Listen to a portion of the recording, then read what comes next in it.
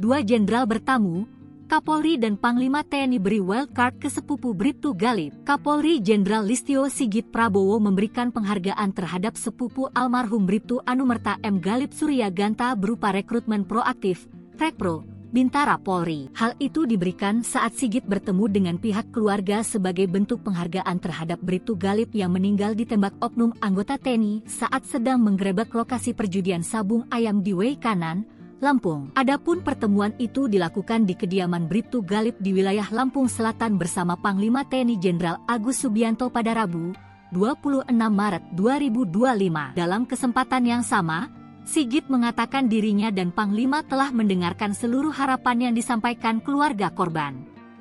Ia juga memastikan akan berkomitmen mengusut tuntas kasus perjudian sabung ayam tersebut serta peristiwa penembakan yang terjadi di dalamnya. Seperti diketahui, 3 polisi gugur saat menggerebek lokasi perjudian sabung ayam.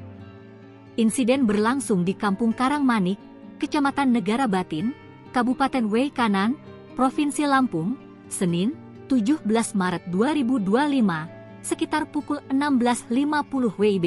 Ketiga anggota polisi yang gugur adalah Kapolsek Negara Batin Ibtu Lusianto, Bribka Petrus, dan Bribda Galib.